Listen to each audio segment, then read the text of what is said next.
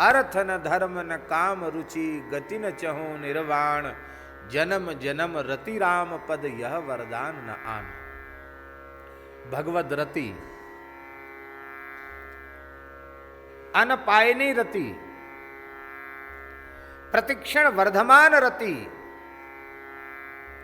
जो प्रतिपल प्रतिक्षण बढ़े, ऐसी प्रीति, ऐसी भक्ति, ऐसी रति। तो ऐसी रति की प्राप्ति में सबसे बड़ी बाधा क्या है? भगवत प्रेम की प्राप्ति में सबसे बड़ी बाधा क्या है? भगवत प्रेम की प्राप्ति में सबसे बड़ी बाधा है कामनाएं, इच्छाएं, वे सबसे बड़ी बाधा है। देखो, हमारा जो वर्तमान जन्म है, यह हमारी कामनाओं का परिणाम है, ये हमारी इच्छाओं का परिणाम है। यदि हमारे मन में कोई कामना, कोई इच्छा न होती तो ये वर्तमान जन्म ही न होता। और जब तक कामनाएं, इच्छाएं बनी रहेंगी, तब तक इसी दुखमय संसार के चक्र में हमें पड़े रहना पड़ेगा। पुनरपि जननम पुनरपि मरणम पुनरपि जननी जठरे शयनम, ये चक्र हमारा कभी रुकने वाला नहीं है। कई बार जीव भगवान की भक्ति में भी प्रवृत्त होता है, भक्ति करता है, लेकिन वह भक्ति करता है लौकिक वस्तुओं की प्राप्ति के लिए, भोगों की प्राप्ति के लिए, स्त्री पुत्र धन आदि की प्राप्ति के लिए भक्ति करता है। तो ईमानदारी से वह भगवान का भक्त न होकर जिन वस्तुओं की प्राप्ति की कामना उसके चित्त में बनी हुई है, उन वस्तुओं का भक्त है, उन पदार्थों का भक्त है, वो भगवान का भक्त नहीं है। क्योंकि भगवान तो हो गए, भगवान की भक्ति तो हो गई साधन, और संसार के नाशवान पदार्थ हो गए साध्य। होना यह चाहिए कि नाशवान शरीर तो बन जाए भगवत प्राप्ति का साधन, और भक्ति साधन बन जाए, और साध्य भगवान की प्राप्ति हो, ये ठीक है। लेकिन देखो तो सही हमारी मूर्खता है। बुद्धिमानी ये थी कि अविनाशी की प्राप्ति विनाशी शरीर से हम करते, ये तो हमारी बुद्धिमानी थी। ऐसा बुद्धिमताम बुद्धि मनीषा च मनीषिणाम, इस विनाशी शरीर से हम अविनाशी को प्राप्त कर लें, ये तो हमारी हुई बुद्धिमानी। और अविनाशी की भक्ति करके हम विनाशी भोगों को प्राप्त करें, ये हुई हमारी महामूर्खता। निष्काम भक्ति, निष्काम प्रेम वस्तुतः वही भक्ति कहलाने के योग्य है, वही प्रेम कहलाने के योग्य है। मानव गोस्वामी जी महाराज ये संदेश दे रहे हैं कि न जाने कितने असंख्य जन्म हम जीवों के हो चुके हैं, पर हम अपनी कामनाओं का नाश नहीं कर पाए, कामनाओं की पूर्ति में ही लगे रह गए, और कामनाएं अब तक पूरी भी नहीं हुई। एक कामना के पीछे सैकड़ों कामनाएं पंक्तिबद्ध होकर खड़ी हैं, और इस प्रकार से हमारा दुखमय संस्कृति चक्र आज तक नहीं छूट पाया। तो हे प्रभु, हम तो अपनी कामनाओं का नाश कर नहीं पाए, तो कौन करेगा? बोले जो काम रिपु होगा वही तो कामनाओं का नाश करेगा। अब काम रिपु कौन है? काम रिपु देवाधिदेव भगवान शिव हैं। ये काम माने कामना, इच्छा, इनके रिपु माने इनको विनष्ट कर देने वाले हैं। दो नेत्र तो सबके हैं, पर शंकर जी के दो नेत्रों के अतिरिक्त भी एक नेत्र है ललाट पर, तीसरा नेत्र। उस विवेक रूपी, ज्ञान विज्ञान रूपी तीसरी नेत्र से और ज्ञान की अग्नि भगवान शंकर जब प्रकट करते हैं तो काम ठहरता नहीं है। शिवजी की दृष्टि के समक्ष काम ठहरता नहीं है। मानस जी में लिखा है, तब शिवती सर नयन उघारा, चितवत काम भयऊ जरी छारा। शंकर जी ने जैसे ही तीसरा नेत्र खोला, काम जलकर भस्म हो गया। हे प्रभु, वही तीसरा नेत्र खोल दीजिए और श्री राम के निष्काम प्रेम में बाधक जितनी भी कामनाएं हैं, उन कामना रूपी काम को आप ही दग्ध कर दीजिए, आप ही जला दीजिए। ये प्रार्थना की जा रही है।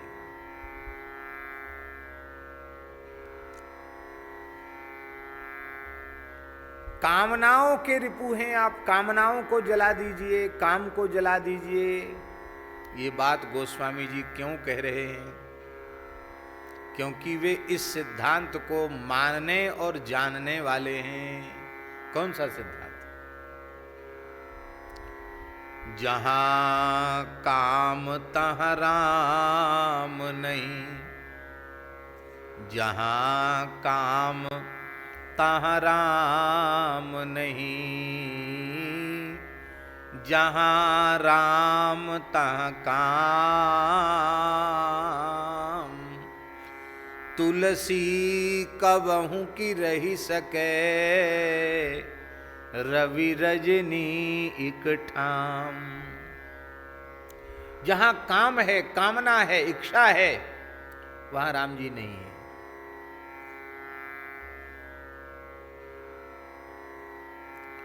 और जहां राम जी हो जाएंगे वहां कामना रहेगी ही नहीं।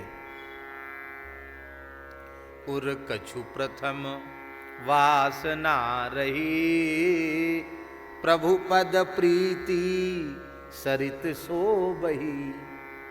भगवान के दर्शन होते ही कामनाओं की गंदगी बह जाती है, कामना रहती नहीं। तो जहां काम तहां राम नहीं, जहां राम तहां काम। जहां राम जी वहां कामना की क्या आवश्यकता है? तुलसी कबहू की रही सके, रवि रजनी इक ठाम। सूर्य नारायण और रात्रि, ये दोनों एक साथ कभी भी नहीं रह सकते। त्रिकाल में भी सूर्य और रात्रि एक साथ नहीं रह सकते। इसलिए हे प्रभु, हमारी कामना रूप काम को जलाकर भस्म कर दीजिए। देखिए, श्रीमद् भगवद गीता में भगवान ने सबसे पहले अर्जुन को यह कहा कि ये काम ही क्रोध ही महान शत्रु है। काम एष क्रोध एष रजोगुण समुद्भव, महासनो महापापमा विध्येन में वैरिणम। इसी को तुम अपना वास्तविक शत्रु समझो। ये काम और क्रोध जिसकी उत्पत्ति रजोगुण से हुई है, और इसको तुम समाप्त कर दो। काम और क्रोध दोनों को समाप्त करने की बात गोस्वामी गीता में भगवान श्री कृष्ण ने कही है। लेकिन उसी प्रकरण में भगवान ने आगे चलकर काम को, क्रोध को छोड़ दिया और केवल एक काम को ले लिया।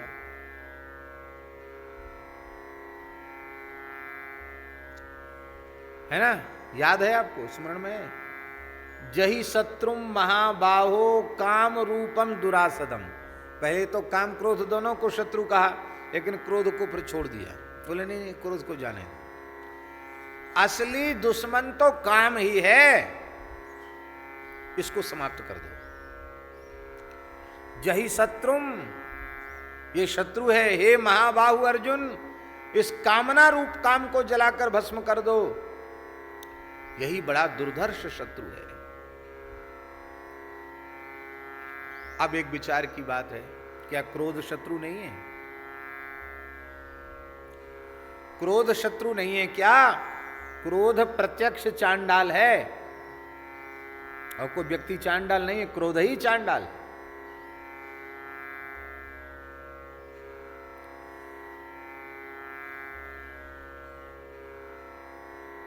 अब हम बहुत व्याख्यान करेंगे तो ये कथा कमती हो जाएगी।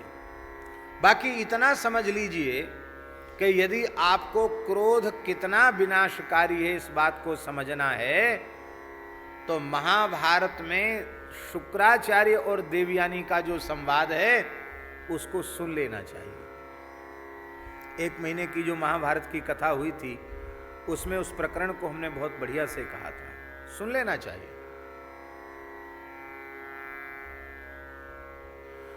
सैकड़ों वर्षों तक लगातार कोई कठोर तप करे, यज्ञ करे, दान करे, सारे शुभ कर्मों का अनुष्ठान करे, वह व्यक्ति हजारों हजारों यज्ञ करे, हजारों हजारों कठोर तपस्याएं करे, और एक व्यक्ति केवल यह निश्चय कर ले कि किसी भी परिस्थिति में हमको क्रोध नहीं करना है। तो महाभारत में लिखा है, किसी भी परिस्थिति में हमको क्रोध नहीं करना है, ऐसा निश्चय जिसने कर लिया है, उस व्यक्ति का जो पुण्य है और 1000 वर्षों तक किए गए जब तप यज्ञ आदि का जो पुण्य है, वह पुण्य, और जिस व्यक्ति ने क्रोध न करने का व्रत लिया हुआ उस व्यक्ति का पुण्य, क्रोध न करने वाले व्यक्ति के पुण्य के 16वें अंश की बराबरी नहीं कर सकता। हजारों वर्षों की तपस्या एक क्षण के क्रोध से भस्म हो जाती है।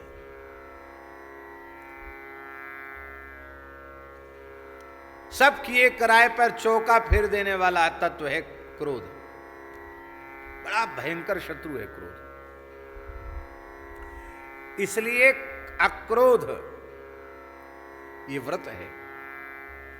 व्रत ले लो, संकल्प ले लो कि हम किसी भी परिस्थिति में क्रोध नहीं करेंगे।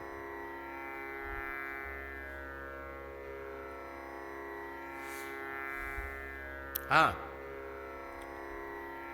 आप में विवेक जागृत हो जाएगा, सामर्थ्य आ जाएगी, तो जरूरत पड़ने पर क्रोध का नाटक तो आप करेंगे, पर आप क्रोध नहीं करेंगे। आप क्रोध का नाटक करोगे तो आपके चित्त की शांति बिगड़ेगी नहीं, पर भीतर से क्रोध कर दिया आपने तो आपका सब किया कराया चौपट हो जाएगा, सब चौका फिर जाएगा। क्रोध नहीं करना, अक्रोध। भगवान के भक्त का लक्षण है विमन्यवाह सुहृद साधवो। ये विमन्यवाह वे क्रोध रहित होते हैं, क्रोध उनमें होता ही नहीं। तो भगवान ने क्रोध को नेग्लेक्ट करके और केवल काम को ही प्रधान शत्रु के रूप में कह दिया। ऐसा क्यों? भैया ऐसा इसलिए क्योंकि भगवान ने सोचा शत्रु तो दोनों ही हैं, काम और क्रोध, लेकिन केवल काम पर नियंत्रण कर लोगे तो क्रोध तो पैदा होगा ही नहीं। अरे भाई, बाप होगा तब ना बेटा होगा, बाप ही नहीं होगा तो बेटा कहां से होगा? हैं? बेटे के लिए बाप का होना जरूरी है कि नहीं? काम है बाप और क्रोध है बेटा। इनकी उत्पत्ति कैसे होती जानते बाबा? जब जीव भगवत चिंतन छोड़ करके संसार का चिंतन करने लग जाता है तो विषयान ध्यायतो पुंसः संगस्तेषु उपजायते। उन पदार्थों में आसक्ति उत्पन्न होती है और संगात संजायते कामः, फिर उन पदार्थों को भोगने की कामना उत्पन्न होती है, और जब कामनाओं की पूर्ति नहीं हो पाती है तो कामात् क्रोधो विजायते, फिर क्रोध उत्पन्न होता है। क्रोधात् भवति सम्मोहः, क्रोध से मोह हो जाता है, अब मोह होने से स्मृति नष्ट हो जाती है, वो भूल जाता है, सब कुछ भूल जाता है, उसका विवेक नष्ट हो जाता है। और बुद्धिनाशात् स्मृति भ्रंशात् बुद्धिनाशः, उससे बुद्धि नष्ट हो जाती है, अब बुद्धिनाशात् प्रणश्यति। ये गीता जी में क्रम बताया गया। तो काम नहीं रहेगा तो क्रोध भी नहीं रहेगा, और ये काम को जलाने में समर्थ यदि कोई है तो वह केवल भूत भावन भगवान शिव हैं, जो एक नजर से काम को जलाकर भस्म कर सकते हैं। आहा, देखो बड़ी विचित्र बात है, काम को जलाकर भस्म भी करते हैं, और फिर जब रति रोने लग जाती है तो द्रवित होकर आशीर्वाद भी दे देते हैं कि अब तुम्हारा पति अनंग होगा, बिना अंग के ही सब में व्याप्त होगा, क्योंकि काम कोई बुरी चीज नहीं है। काम बुरी चीज नहीं है। हाँ, काम बुरी चीज नहीं है। क्यों? काम ही न होता तो ये संसार ही नहीं होता। संसार बुरा है क्या? भगवान परम सुंदर हैं, परम कल्याण गुणगण निलय हैं। उन भगवान की कोई भी कृति असुंदर नहीं हो सकती है, बुरी नहीं हो सकती। इतने अच्छे भगवान बुरा संसार क्यों बनाएंगे? संसार बुरा नहीं है। भगवान के बनाए हुए इस सुंदर संसार में हमको रहना नहीं आया, हमको जीना नहीं आया, ये बुरी बात है।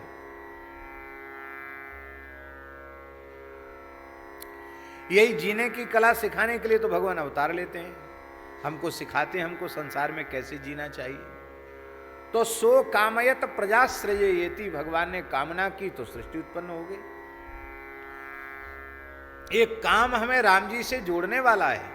काम मिलावे राम सो जो यह राखे जीत, दास मलू का यूं कहे जो तेरे मन आवे परतीत। मलुकदासी की साखी। ये काम तुम्हें राम जी से मिला देगा, पर कौन सा काम? जिस काम का संबंध भगवान से है वो काम। तो जो काम भजन में विघ्न पैदा कर रहा था, राम जी के स्मरण में विघ्न पैदा कर रहा था, उस काम को शिव जी ने जला दिया है। और फिर काम को अनंग बना दिया। बोली महाराज अनंग से सबका काम तो चलेगा, मैं उनकी पत्नी हूं, मेरा काम कैसे चलेगा, मुझे संतोष कैसे होगा? तब शिव पुराण के अनुसार विवाह के अवसर पर जब भगवान शिव पार्वती के सहित विराजे थे जनवासे में विवाह के पश्चात, तो सब देवियां आईं, उसमें कामदेव की पत्नी रति भी आई, फूट फूट कर रोने लगी। बोले देख सब अपने पतियों के साथ आपके विवाह का दुल्हा दुल्हन के श्रृंगार का दर्शन कर रहे हैं और हम देखो मैं यहाँ विधवा बनी डोल रही हूँ। तो शंकर जी ने उसकी काम की भस्म मंगाई जो डिबिया में रख रखी थी रति ने, और उसको करुणा भरी दृष्टि से देखा तो काम तत्काल प्रकट हो गया। इसका मतलब है जो वैषयिक काम था उसको जला दिया, और भगवान शिव ने अनुग्रह पूर्वक जिस काम को जिलाया, पहले जलाया और फिर जिलाया, तो ऐसी कृपा कर दी कि कृष्ण तनय हुई है सुत तोरा, बचन अन्यथा होई न मोरा। अब तक वह काम भगवान से संबद्ध नहीं था, लेकिन शिवजी ने जब जलाकर पुनः जीवन दिया तो कहा कि तुम्हारा पति अब कृष्ण का पुत्र बनेगा, और वही कामदेव श्री प्रद्युम्न जी महाराज के रूप में प्रकट हुए।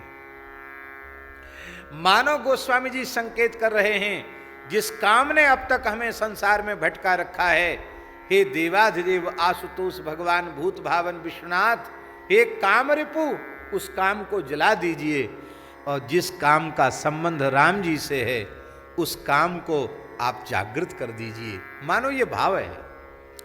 विवाह के समय राम जी जिस घोड़े पर बैठते हैं वो घोड़ा क्या है? कहते ऐसा लगता मानो साक्षात कामदेव ही घोड़े पर बैठे हुए हो। ऐसे लगता है मानो कामदेव ही घोड़ा बना हुआ है और राम जी उस घोड़े पर सवार हैं। इसका मतलब है शिवजी जब अनुग्रह करते हैं तो काम के ऊपर फिर संसार नहीं चढ़ता, फिर काम की पीठ पर राम जी को सवार कर देते हैं। भैया जो काम राम जी से जुड़ा हुआ है वो काम हमें कृतार्थ करेगा, और जो काम माने कामना इच्छा भोगों से विषयों से संसार से जुड़ी हुई हैं वो काम हमारा सर्वनाश करेगा। इसलिए भजन करने वाले साधक का कर्तव्य है कि कभी कोई कामना संसार की मन में आवे तो व्याकुल होकर रोकर ठाकुर जी से ही प्रार्थना करे, हे प्रभु, जैसे कोई अत्यंत वात्सल्यमय पिता माता अपनी संतान को विष से मिश्रित लड्डू नहीं खाने देगा, भले बच्चा हाथ में लड्डू पकड़ ले वरबस छीन लेगा। ऐसी प्रभु ये कामनाएं आपसे विमुख कराने वाली हैं। आप कृपा करके हमको ये कामनाओं की पूर्ति कभी न कीजिए।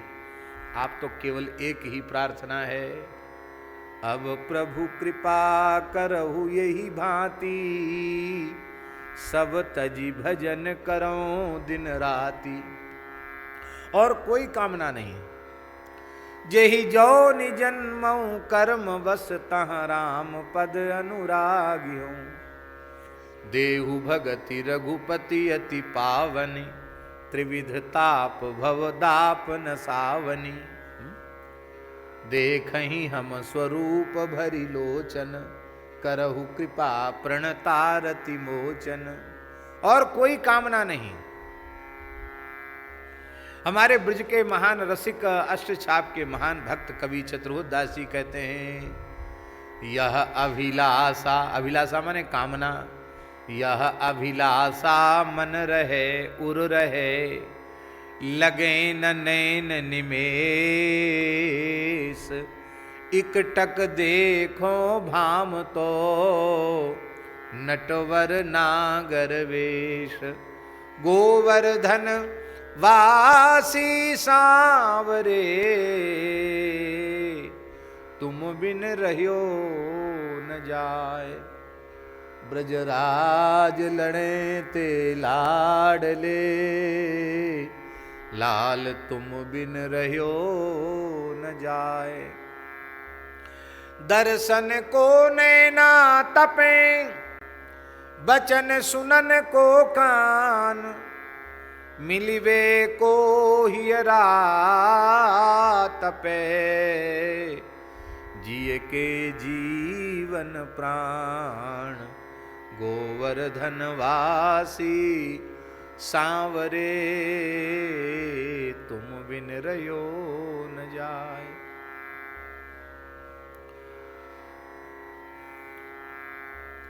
हे प्रभु आप काम को जला दीजिए। क्यों? बोले इसलिए काम को जला दीजिए। मलुकदास जी कहते हैं, वहां न कोई पहुंचा, कहां? वहां न कोई पहुंचा, जहां बसत हैं राम। बातें लंबी चौड़ी बनाने वाले बहुत हुए हमारे जैसे, लेकिन वहां न कोई पहुंचा, जहां बसत हैं राम। महाविकट वह पंथ है, पेड़ा मारे काम। ये कामना ही पेड़ा मार देती है। तो गोस्वामी तुलसीदास जी ये कहना चाहते हैं कि राम चरण रति की प्राप्ति में बाधा है काम, कामना, इच्छा। और उस कामना को जलाने वाले और कोई दूसरे नहीं है। उस कामना को भस्म कर, कामना रूप काम को क्षण भर में जलाकर राख कर देने की सामर्थ्य यदि किसी में है तो हे भूत भावन विश्वनाथ आप में है। इसलिए देहु काम रिपु राम चरण रति, तुलसीदास कह कृपा निधान। इसलिए को जांचिए शंभु तज आन। शिव जी को छोड़कर हम किससे याचना करें, क्योंकि परम प्रेम की प्राप्ति तो इनकी कृपा के बिना होगी नहीं। क्योंकि प्रेम की प्राप्ति तब तक नहीं होगी जब तक कामना जलकर भस्म नहीं होगी, और कामना जलकर भस्म करने की सामर्थ्य तो, काम को जलाकर भस्म करने की सामर्थ्य तो आप में ही है। प्रभु ये काम अब तक हमसे नहीं हो पाया, आप कृपा निधान हैं। आप हमारी भगवत प्राप्ति में बाधक जो काम है उस काम को आप जलाकर भस्म कर दीजिए, जिससे श्री रामचरण रति प्राप्त करके हम धन्य हो जाएं, कृतकृत्य हो जाएं।